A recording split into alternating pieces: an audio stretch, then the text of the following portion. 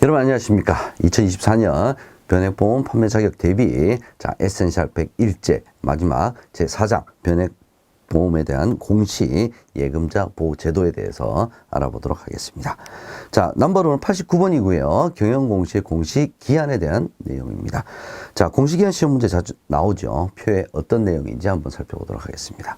결산공시는 사업연도 말 결산일로부터 얼마 이내에 공시실에 공시를 해야 되느냐. 3개월이죠. 3개월. 3개월 이내에 경영공시실에 얼마 동안 3년간 공시를 해야 되고요. 분기공시는 분기결산일로부터 2개월 이내에 다음 분기 임시결산 공시전까지 공시를 해야 합니다. 정답은 4번이 되겠습니다. 연관 문제 보겠습니다. 경영공시는 결산시와 분기별 임시결산 후 정해진 기간 내에 공시하는 이게 바로 정기공시죠. 정기공시. 그 다음에 공시 사유 발생 즉시 공시하는 수시공시로 구별이 됩니다. 그래서 정기공시 항목, 수시공시 항목 구별을 해 주셔야 되겠죠. 연관 함정 보겠습니다. 상품공시는 회사가 자율적으로 정한 양식에 의해서 공시를 하는 것이 아니라 생명보험협회에서 경영 공시 기준이 있죠. 거기에 맞춰서 해야 됩니다. 두 번째, 결산공시는 매 사업연도 말 결산일로부터 6개월이 아니라 3개월이죠. 세 번째, 상품 비교 공시 내용은 생명보험협회에서 상품 비교 공시하죠. 보험 안내 자료에 기재를 해서는 안 됩니다. 보험 안내 자료에는 비교한 내용은 공시를 하면 안 되죠. 90번 수시공시 항목 보겠습니다. 다음 중에서 보험회사의 수시공시 항목에 해당하지 않는 거, 중대한 거액의 긴급 이런 표현이죠. 그죠? 파생상품 거래로 인한 거액의 손실, 수시공시 항목이죠.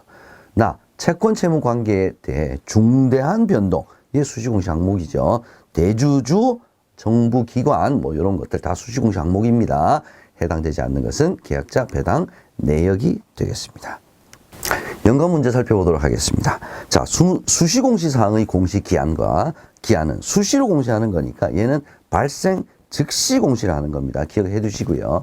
기간은 3년간입니다. 수시공시 항목, 그 다음에 수시공시 사항의 공시 기한, 기간 함께 여러분께서 알아두셔야 될 것 같습니다. 연관 함정 보겠습니다. 불완전 판매 비율은 수시공시 사항, 수시공시 항목이 아니라 정기공시 항목이죠. 두 번째, 정부 기관 등으로부터 받은 출자 내용은 정기공시 항목이 아니라 수시공시 항목에 해당이 되죠. 세 번째, 민원 발생 건수, 불완전 판매 비율은 정기공시 항목이다. 민원 발생 건수는 이게 기타공시죠. 기타공시 항목에 해당이 되겠습니다. 91번 보겠습니다. 보험 안내 자료의 필수 기재사항, 기재금지사항 중에서 기재금지사항에 해당하는 것은 모집인의 성명 이름, 이건 필수 기재사항이고요. 모집인의 변액보험 판매 자격증 보유, 얘도 필수 기재사항이고요. 다른 보험회사 상품과 비교한 내용에는 기재금지사항에 해당이 되겠죠. 정답은 3번이 되겠습니다. 연관 문제 보겠습니다.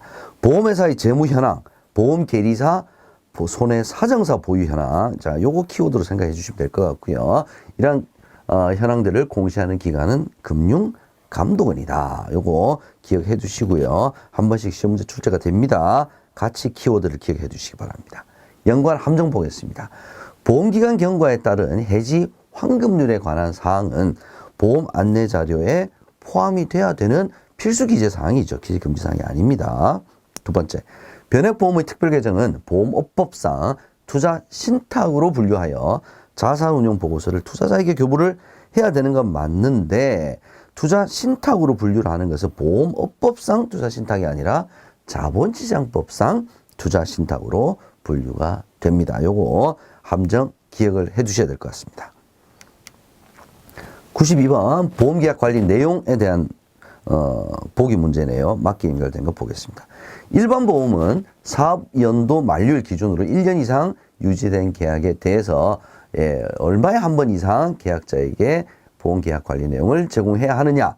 연 1회죠. 근데 변액보험은 더 자주 해야 되죠. 분기 1회 이상 보험계약 관리 내용을 제공을 해야 합니다. 정답은 1번이죠. 연관 문제 보겠습니다.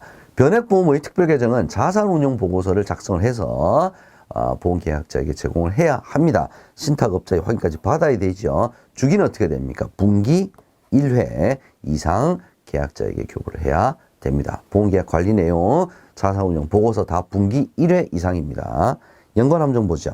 생명보험회사 변액보험 공시실에서는 타 보험회사 상품과의 펀드 수익률 비교 내용 확인할 수 없습니다. 비교 내용은 무조건 협회죠. 협회입니다.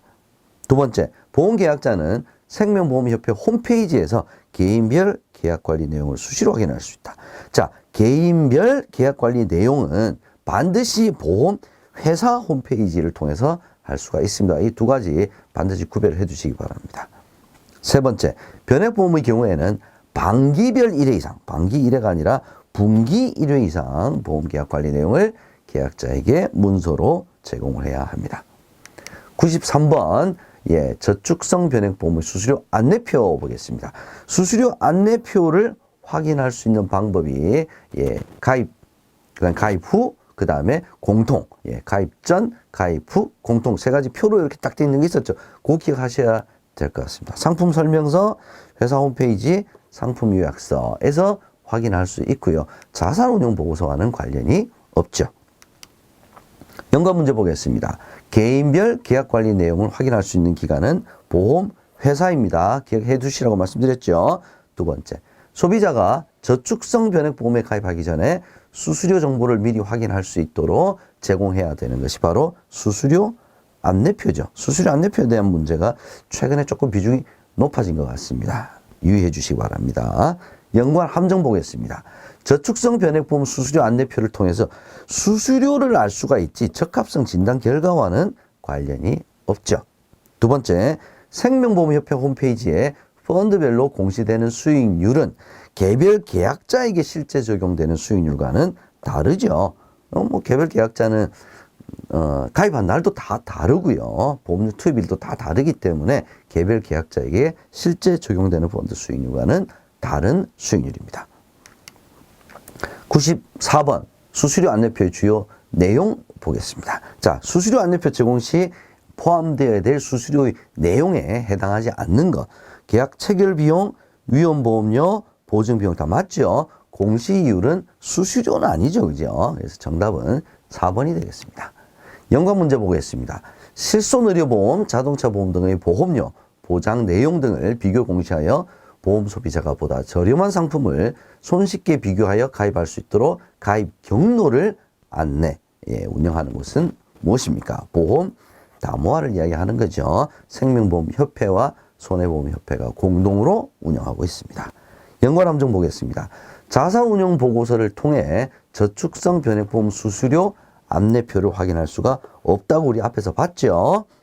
두 번째, 변액보험과 일반보험은 보험계약 관리 내용 발송 주기가 서로 다르죠. 일반보험은 연 1회 이상, 변액보험은 분기별 1회 이상이었습니다. 95번, 변액보험 교육 이수기간, 요거 시험 문제 자주 출제가 나오죠. 4시간 이상, 판매 전, 판매 후 각각 4시간인데 판매 후 보수교육은 매년 1회 이상 받아야 됩니다. 그래서 숫자는 각각 4가 들어가죠. 기억을 해 두시기 바랍니다. 이어서 연관 문제 살펴보도록 하겠습니다. 적합성 진단과 관련한 변액보험의 계약 체결 절차. 이게 자주 나오는 문제는 아닌데요. 한 번씩 언급은 됩니다. 자, 변액보험을 가입하기 전에는 반드시 적합성 진단을 받아야 됩니다. 얘가 1번이죠. 그래서 거기에 따라서 가입 설계를 하고요. 가입 설계를 해야 고객에게 맞는 상품이 어떤 것인지 알 수 있겠죠. 그래야 상품 설계를 할 수 있는 거죠. 그 이후에 청약으로 이어집니다. 이 순서 여러분께서 알아두셔야 될 것 같습니다. 연관 함정 보겠습니다. 변액보험 판매 자격의 보수 교육은 1회당 4시간씩 맞죠? 근데 연 2회가 아니라 연 1회죠. 1회. 두 번째, 적합성 진단 시 계약자의 재산 상황, 이거 파악해야죠. 보험계약 유지 능력 파악해야 되죠. 가입한 보험 상품, 모든 보험 상품을 파악하는 것은 해당되지 않습니다. 세 번째, 일반 금융 소비자가 전문 금융 소비자와 동일한 대우를 받겠다라는 의사표시를 하면 적합성 진단을 받지 않을 수가 있다. 그러니까 전문금융 소비자는 적합 진단을 안 받아도 되니까요. 일반 금융 소비자가 난 전문금융 소비자와 동일한 대우를 받겠다라고 의사 표시를 하더라도 적합성 진단을 안 받을 수는 없죠. 그래서 얘는 틀린 지문이 되겠습니다. 96번. 자, 필수 안내사항. 변액보험 판매 시 금지사항과 필수 안내사항. 금지사항에 해당하지 않는 것은 뭐 안내사항에 해당되겠죠. 자, 기초서류에 근거한 보험료 할인 제한은 기초서류에 근거를 했으니까 위법이나 불법이 아니죠. 그렇죠. 그래서 금지사항에 해당되지는 않습니다. 그래서 정답은 일단 1번이고요. 2번. 자사에게 유리한 특정 회사, 유리하게 특정 회사 또는 특정 기간만 비교했다. 이건 금지사항이죠. 장래 운영 성과에 대한 단정적 판단. 무조건 2배가 납니다. 뭐 이런 거죠. 이거 금지사항이죠. 타 금융상품이나 일반 금융상품으로 오인하게 하는 얘기 다 금지사항에 해당이 됩니다. 정답은 1번이죠. 연관 문제 보겠습니다. 적합성 진단과 관련하여 계약자로부터 확인받은 내용을 유지 관리해야 되는 기간은 10년입니다. 요 10년. 요 10년에 대해서 물어보는 문제가 작년엔 조금 뜸하긴 했는데 요거 출제가 될 수 있는 부분입니다. 기억을 해 두시고요. 연관 함정 보겠습니다. 변액보험 주요 내용 확인서에서는 해당 상품의 평균 수익률을 기준으로 최초 원금 도달 기간을 표시하는 것이 아니죠. 평균 공시율 기준으로 최초 원금 도달 기간을 표시해야 합니다. 두 번째, 변액보험 계약자는 보험회사에 직접 방문하여 본인 확인 후 펀드 변경 신청서를 작성해야 펀드 변경을 할 수 있다. 뭐 방문해서도 할 수 있고요. 인터넷으로나 전화로도 펀드 변경 얼마든지 할 수가 있습니다. 그래서 꼭 방문해야만 되는 것은 아니죠. 97번. 펀드에서 차감되는 재반 비용 보겠습니다. 다음 중 변액보험 관련 비용 중에 자, 기본 보험료에 비례해서 차감되는 비용이 딱 하나 있었죠. 뭡니까? 위험보험료죠. 나머지는 대부분 적립금에 비례를 해서 차감되는 비용에 해당이 되겠습니다. 연관 문제 보겠습니다. 변액보험 판매 후에 완전 판매 모니터링 실시하죠. 그죠? 예, 이 기간은 어떻게 됩니까? 청약일로부터 15일 이내에 완전 판매 모니터링을 실시를 해야 됩니다. 뭐 시험문제 자주 나오는 부분 아닌데 이 부분은 여러분께서 일단 이해는 하고 계시면 좋겠습니다. 연관 함정 보겠습니다. 특별계정 운용 보수는 영업보험료의 일정률로 부과가 되는 것이 아니라 특별계정 적립금의 일정 비율로 부과가 됩니다. 두 번째, 최저연금 적립금 보증 비용은 기본보험료에 비례를 하는 것이 아니라 얘도 역시 특별계정 적립금에 비례하여 차감이 됩니다. 98번 예금보험제도 살펴보도록 하겠습니다. 다음 중 예금보험 적용 대상이 되는 금융기관, 즉 부보금융기관이 어떤 곳들이냐 이걸 이제 물어보는 문제네요. 자, 수협은행, 이게 부보금융기관에 해당이 되죠. 농협지역조합에는 부보금융 대상에 해당되지 않습니다. 투자매매업자 해당되고요. 상호저축은행 해당되고요. 생명보험회사도 해당이 되죠. 정답은 가, 다, 라, 마 3번이 되겠네요. 연관 문제 보겠습니다. 보험회사의 파산으로 인해 예금을 지급할 수 없게 되는 경우에 고객이 계약한 변액보험의 약관에 최저 보증 약정이 있다면 보험계약자는 예금자 보호법의 적용을 받을 수가 있죠. 이거 바뀐 부분이죠. 예, 선택 특약과 함께 최저 보증 보험금은 예금자 보호법에 의해서 보호를 받을 수가 있습니다. 연관 함정 보겠습니다. 예금보험제도는 공적보험제도죠. 맞죠? 네, 그렇다고 해서 모든 금융기관을 보호 대상으로 하는 것은 아닙니다. 두 번째, 새마을금고는 예금자 보호법에 의한 부보금융기관에 해당하지 않죠. 예, 새마을금고, 농수협, 지역조합, 예, 신협 이런 데들은 부보금융기관에 해당되지 않습니다. 세 번째, 부보금융회사의 모든 금융상품이 예금자 보호법의 보호대상 예금에 해당하는 것은 아니죠. 부보금융기관이 취급하는 상품 중에서 예금자 보호법에 의해서 보호되는 예금만 보호대상이 되는 겁니다.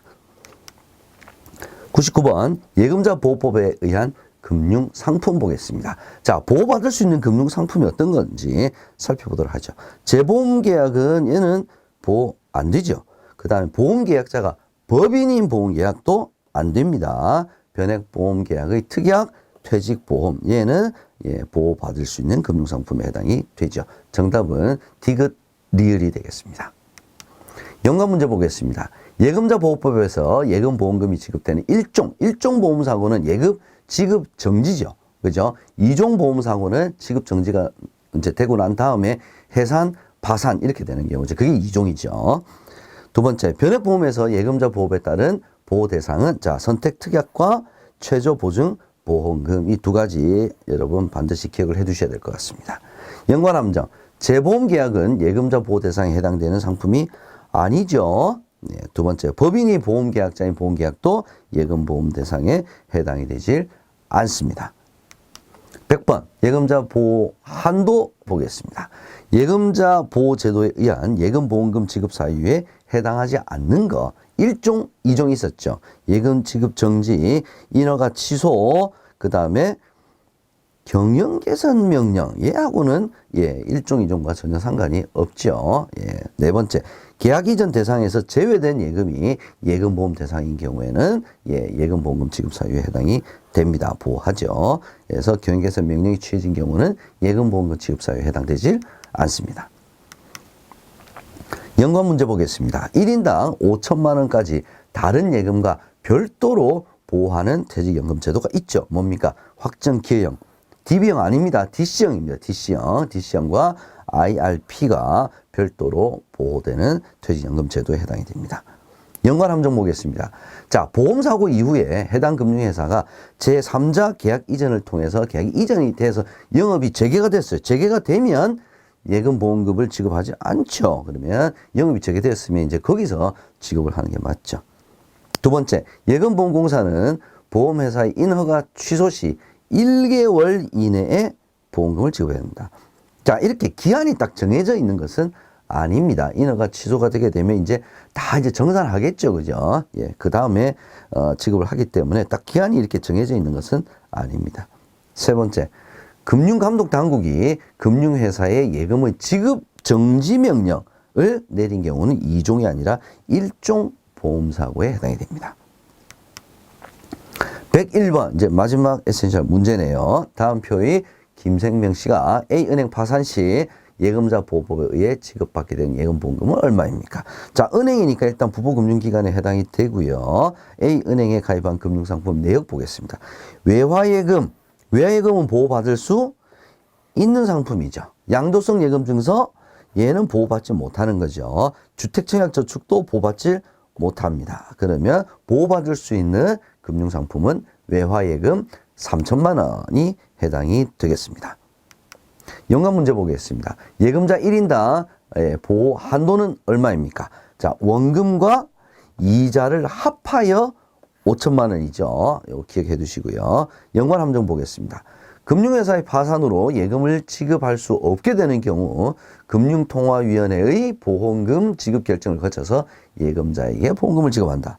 자, 예금보험금 결정을 하는 것은 지급 결정하는 것은 금융통화위원회가 아니죠. 예금보험공사죠. 두 번째, 예금자 보호제도로 인해 금융회사별로 원금에 한하여 1인당 5천만 원이 아니라 원금과 소정의 이자를 합하여죠. 합하여. 마지막 보겠습니다. 동일한 금융회사 내에 예금 종류별로 5천만 원을 보호받을 수 있는 것이 아니라 예금자 1인당 5천만 원을 보호받을 수가 있습니다.